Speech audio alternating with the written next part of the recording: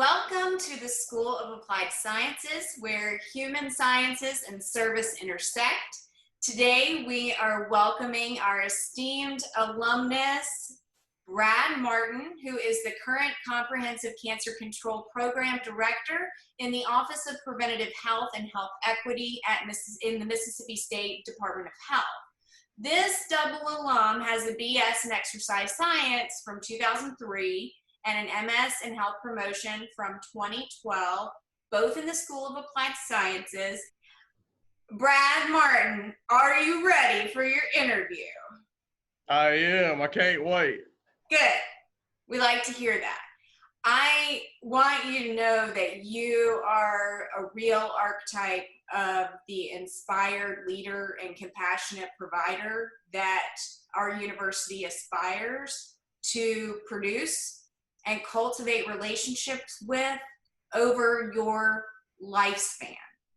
And I can't wait to tell your story about how this university got you where you are and how you are moving Mississippi forward. Are you ready for this? I am. I'm very excited. Okay, excellent. So tell us how you landed at Ole Miss. Yeah, so I joke with folks, I kind of took the scenic route coming to Ole Miss.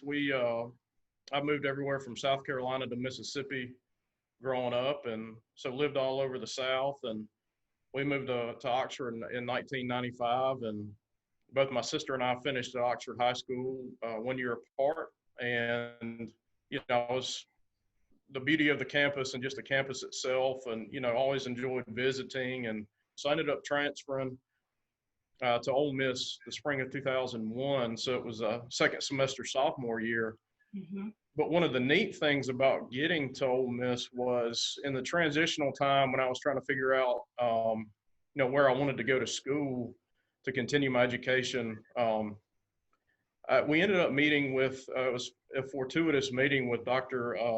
Chitwood at the time. And Linda Chitwood. Yeah. Yes, shout out to Linda Chitwood. That's right. Give her a big shout out. Dean of School of Applied Sciences. Yes, we love her. She's a sweet person, and it meant a lot to me and myself and my family. My parents and I came up, and like I said, I was in Jackson and came up for the day, and we ended up just by chance meeting Dr. Chitwood, and it meant a lot to us. She took the time, and she didn't know me from Adam, but she took the time and met with us, and it meant a lot to my family and myself. Just meeting with her, sat down, spent time. We kind of looked at the program itself, and that to me was just the fact that being the dean of the school at that time, and it made a big difference because she's a busy woman, could have been doing a lot of other things, and so. I'm a huge SEC fan, and moving around, we lived, in Athens, Georgia some, and yes, yeah, yeah. So lived near there growing up. So I, lived in an SEC town, when I was younger, and we lived near Tuscaloosa too, right before we moved to Oxford, and it just felt right, Sarah. It felt, it was a good fit, and so that's how I landed, at Ole Miss, began my education after going to high school there, and my sister being at Ole Miss. So it just felt right. Yeah, that is a very, very common thread in the fabric of our story at Ole Miss. It is that level of service at an academic support, student success level. Mm-hmm. That I've just only watched grow in the School of Applied Sciences through some really innovative student success strategies that are being executed by Dr. Kelly Jenkins under the leadership of Dean Peter Grandjean. Mm-hmm. And that process that Linda Chitwood set into motion then is thriving today and growing today. So I just want you to know, we're in good hands. We're in good hands. It's all how you treat folks in relationships. And that's right. Absolutely.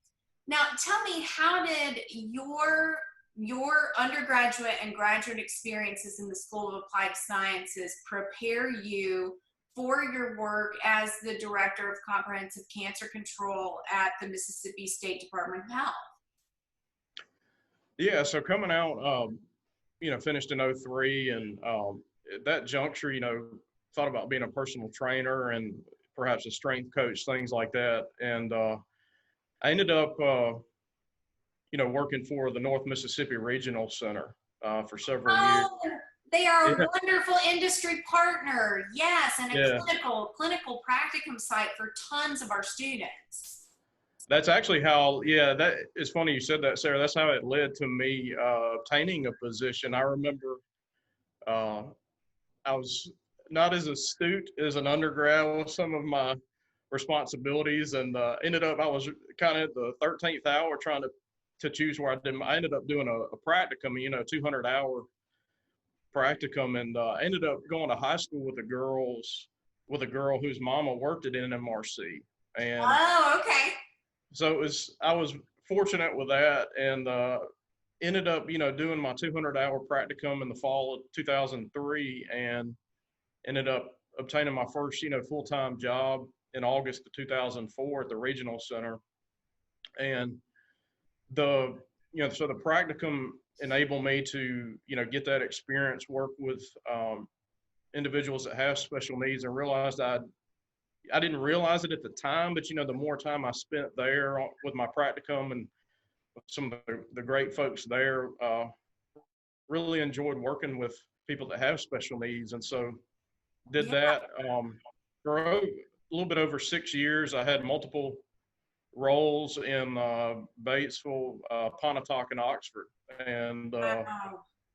so I continued, and looking back on, I'm glad to, talk with you this morning. I remember helping with Special Olympics. Dr. Duper was, Oh my gosh. yeah, Yes.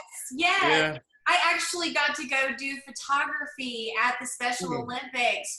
It sounds like all of that kismet of your practical like experience in your undergraduate and graduate experience, like completely positioned you for the complex system that you are overseeing today. Tell me about that. Yeah, so it was, yeah, having it was great to get the BS in exercise science, and then learned a lot in working as well. And then got to a point, I joke with folks, for me to go back to school, like my family had a vote one weekend. They're like, Brad, I think you need to go back and get your master's. And so I was like, yeah, I guess, it's all timing as you get older. And, but it worked well. I had, set up the interview with Dr. Ford Wade, and she and I just hit it off, and she gave me the, tour of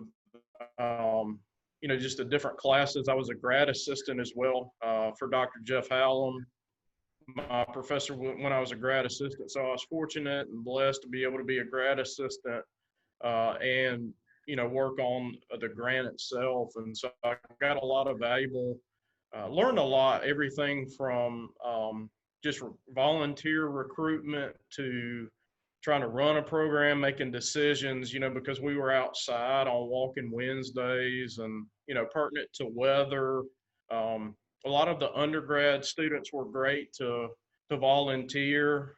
So I learned a lot about, people management, and we're trying to promote physical activity. And so we were at, multiple Oxford schools. And so from the interview with Dr. Ford Wade, with the tour, it just, it felt right. Like I mentioned earlier with, the undergrad, how the undergrad entry into the program felt right. Just grad school felt right, and the program itself. I've always been interested in, the human body is fascinating to me. And we also, one of the neat things we did, Sarah, with some other grad students and some help from professors, we would generally do the employee health fair annually. Yeah. It sounds to me like your practical experience in your undergraduate and graduate program positioned you to succeed in your aspirational career path. And it seems like it has supported you throughout your life cycle as a student and as a professional and as an alumni. And that is really exciting to hear. You have a really unique personal story that inspires you to be the compassionate healthcare provider that you are, and the leader that you are. I want you to tell me a little bit about the Why I Wear Pink campaign and how that inspires your work that you do. Yeah, so I'm glad you asked there. So yeah, my lapel pin is the Real Men Wear Pink, and I've been honored to be one of the uh, approximately 22 gentlemen in Central Mississippi that were selected this year. And so yeah, it's an honor to be one of the Real Men Wear Pink, and it's the main goal is to raise funds and awareness for breast cancer research and breast cancer awareness. And, kind of coupled with some of my life experiences, mentioned with academics and just being able to be involved and help a lot of folks. And so it's an honor to help raise funds. It's part of the Real Men Wear Pink is a campaign of the American Cancer Society. So there are chapters throughout the United States, and there are 3 in Mississippi. There's a kind of a newer chapter that was started in North Mississippi. The Central Mississippi chapter has been active, and then the coast. And so what we do is you work to raise funds via social media. We've got a current live auction ongoing. So I'm honored to help do that with the funds to help both men and women, because men and women, both get breast cancer. And that's why I'm wearing pink today, and Yeah. pink tie, pink shirt, and pink pocket square if you can't see it. But, it's right here. So There you go. There you go.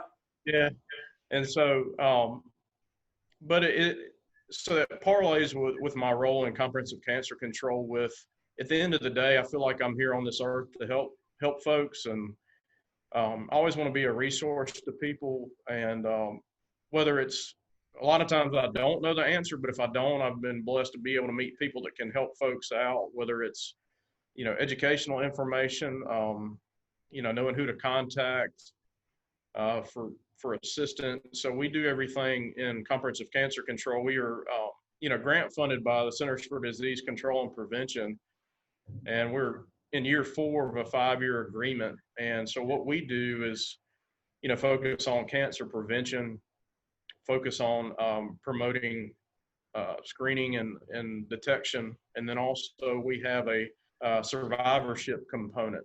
And so we try to assist, caregivers and survivors. And so, cancer affects individuals of all walks of life, races, socioeconomic classes. And so, health is something I've heard people say before. I don't, want to not credit individuals, but I've heard your health is your wealth. And so I think exercise is medicine. Exercise. That's is right. medicine. That's right. Yes. And one of my favorite quotes, and I don't know who to attribute to, but I learned this a long time ago, and I've got it in my desk, by my desk in my office. But to the world, you may be but one person, but to one person, you may be the world. And so I try to always, yeah. So I try to always, if you're having, yeah. I'm going to add that to my quotable quotes for creative executions for the public health program, because that is brilliant. We are using those who have health, have hope, and those who have hope have everything. That is apparently a part of many of your textbooks. Allison Ford Wade tells me. And I just found that to be an inspirational quote as well. Very akin to yours. Yeah, so, I like quotes. If you're, yeah. Me too. Are you comfortable sharing, and are you comfortable sharing any sort of like your personal story as to why this cancer research is so important to you? Sure.